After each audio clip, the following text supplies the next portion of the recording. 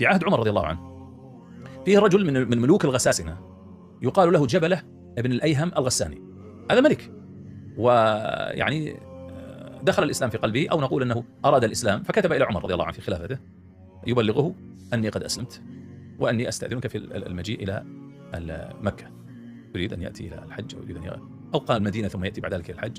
المهم فرح عمر به فرح عظيم، طبعا هذا ملك، وغالبا الملك إذا يعني أسلم سيتبعه خلق، لأن الناس على دين ملوكهم. ففرح عمر به فرحا كبيرا، وجاء هو ومعه 500 فارس. شوف لا زال عنده بقايا طبعا الملك وشيء من آثار الجاهلية. فجاء في موكب ضخم ولبس تيجان، لبس تيجان وألبس الخيول يعني الذهب وأحاطها على أعناقها والفرسان، يعني المهم في أبهة ومظهر كبير. ثم قدم إلى المدينة في عهد عمر رضي الله عنه، ففرح به عمر وفرح به المسلمون فرح كبير. أراد أن يحج، جبلة بن الأيهم الآن مسلم، أراد أن يحج يؤدي فريضة الإسلام، فذهب إلى مكة.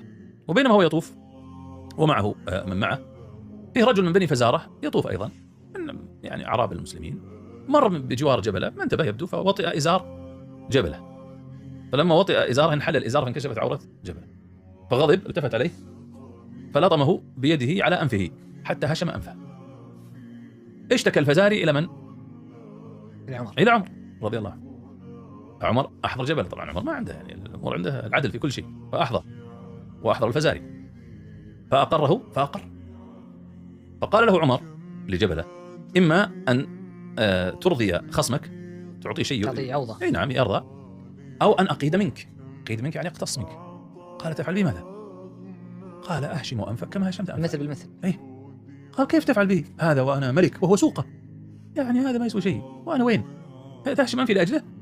قال عمر رضي الله عنك يا أبا حفص، قال: دعك من هذا فإن الإسلام لم يفرق بينك وبينه، إما أن ترضي الرجل أو أقيد منك. قال: إذن أرتد أرجع النصرانية. قال: إن رجعت قطعت عنقك حد الردة. قال: فأمهلني إلى غد. قال: لك ذلك. فذهب وإذا هو قد بيت النية، فجمع من معه وفر هاربا إلى أسياده في الشام وهم الروم، لأن الغساسنة كانوا يتبعون للروم. فوفد على هرقل هناك وفرح به هرقل فرحا عظيما، ومنحه قصرا منيفا وجعل عليه من القهارمة والحجاب شيئا، يعني أعطاه من الملك شيء كبير. وذهب الرجل وترك الإسلام بسبب هذه الفتنة اليسيرة. ومن الناس من يعبد الله على حرف، فإن أصابه خير اطمأن به، وإن أصابته فتنة انقلب على وجهه خسر الدنيا والآخرة، نسأل الله العافية. فعلم عمر بذلك فحزن لهذا الأمر. ثم إن بعد مدة أحد المسلمين كان مسافر للشام، فأوصاه عمر قال: اذهب إلى جبلة وأخبرني ما صنع، انظر ما حال. فيحدث هذا الرجل يقول: فجئت إليه وإلى قصره وإذا عليه من الحجاب ومن الحراس والقهارمة ما على مثل قصر هرقل، وعنده الجواري والمال. ودخلت عليه وإذا هو استأذنت عليه فأذن لي وإذا هو على كرسي قوائمه من ذهب. يعني شوف الآن اللي تلاحظه كذا، هذا أحسن من أول.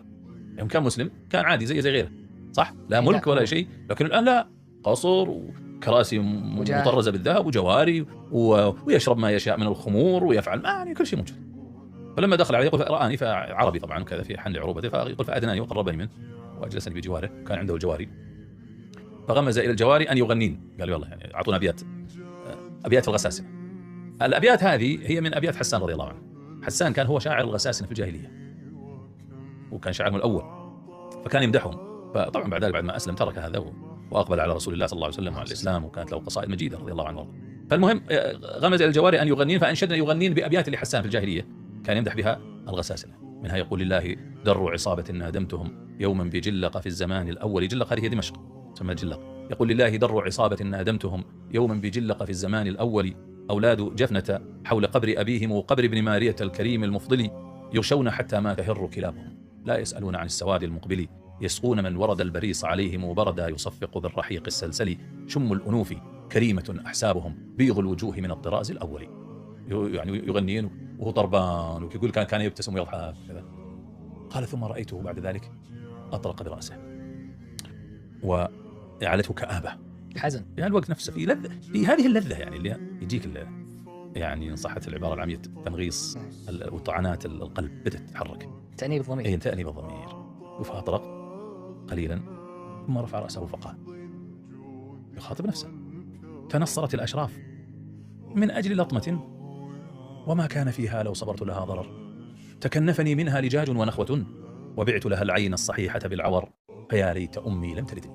وليتني مشيت أو ذهبت إلى القول الذي قاله عمر: ويا ليتني أرعى ويا ليتني أرعى المخاضة أو الناقة كذا بقفر وكنت أسيرا في ربيعة أو مضر. يعني الملك يقول ليتني أرعى، يا ليتني أصبحت راعي على ما عنده من خير. طيب ليه وهل أنت فيه؟